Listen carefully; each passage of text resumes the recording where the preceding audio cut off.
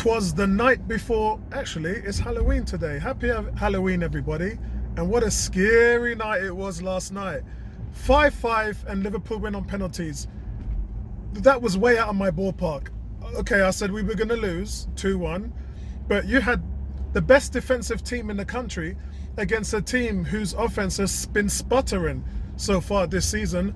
Both one scoring 5 goals and the other letting in 5 goals. It was completely against the form guide, to be honest, and it was quite an entertaining game. And to see the fearless kids with great balance come out and add to that.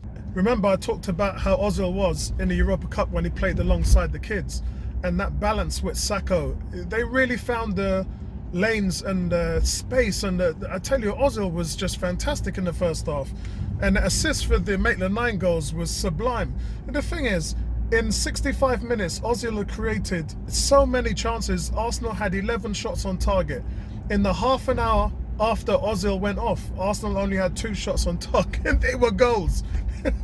So it just goes to show this guy has been the missing link. And really, I've made my Ozil video in terms of him being the scapegoat, and Arsenal fans just love to fire that gun to say Ozil is this, Ozil is that. Well, guys, you've seen what the team's like without Ozil.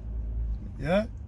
You've seen what the balance of the team and the lack of goals that we score and the lack of chances. So all of you lot can moan about Ozil until you're blue in the face. He's one of the best number 10s, and they're a dying breed. He's one of the best number 10s in the game. And regardless how you think about him, the team needs his input badly, because that is the answer to your question of whether he's actually doing something with the team or not. So listen, last night's game was an abnormality of football. Very entertaining, and no, Arsenal didn't deserve to lose. But remember Arshavin, 4 goals that wasn't good enough at Anfield. So many players had up and down games, and some of the performances were not really great. Mustafi again showed why he was benched from the main team. We were just all over the place. Some of the substitutions were questionable. Why would you take off your most creative player in Ozil? And then Saka, I mean, I just didn't understand what the substitutes were trying to pull. It was what it was, and I'd like to see the back of that game as soon as possible, and good luck to Liverpool. But let's talk about Jose Mourinho. The talk of Jose Mourinho has been stepping up exponentially, and I thought that it's something that I need to cover, because everybody knows where I stand when it comes to Jose Mourinho. I don't want the man, I don't like the man, and I hope that he has nothing to do with Arsenal Football Club in the near future. This is a guy, yeah? Let's talk about facts now, because you guys know I love some facts. Let's talk about facts. He is the most unrespected man in football. He breaks teams after 3 years, and he's done it everywhere. Not only that, but he'll turn against the players, he'll turn against the fans, and he'll turn against the board, and he has done everywhere he's gone. And this is something which Arsenal owners, I don't think, would be looking forward to. They, within themselves, understand how fluid Arsenal is being run right now. You've just got your front office where you need it. You've got your football director, your technical director, you've got everything in place. Raul, Vinay, Edu, Josh Kroenke, you've got everything in place. Why would you disrupt that balance by bringing someone who's just going to throw grenades everywhere? Why would you do it?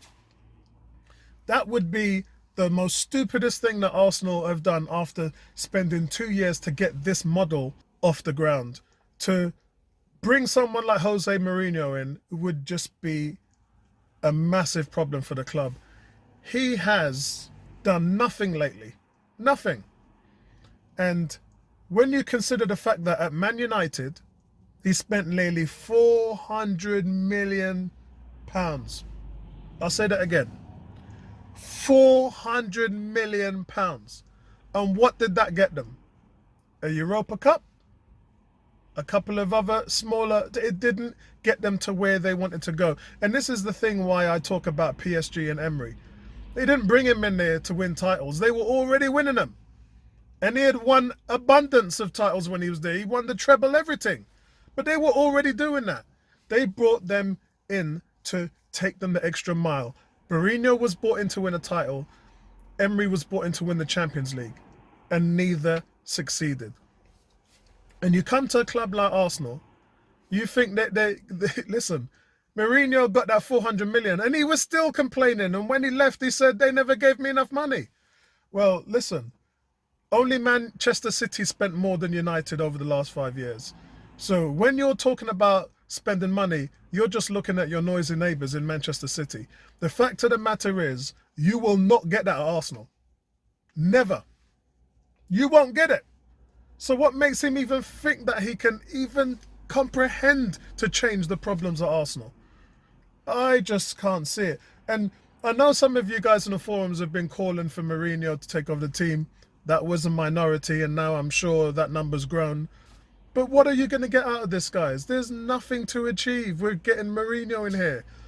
And you know, isn't this funny? In his last 5 teams, he's been paid off for 4 of those contracts. So the man is just accumulating money for time he ain't even spent working at the teams. They're just paying him off. That's it.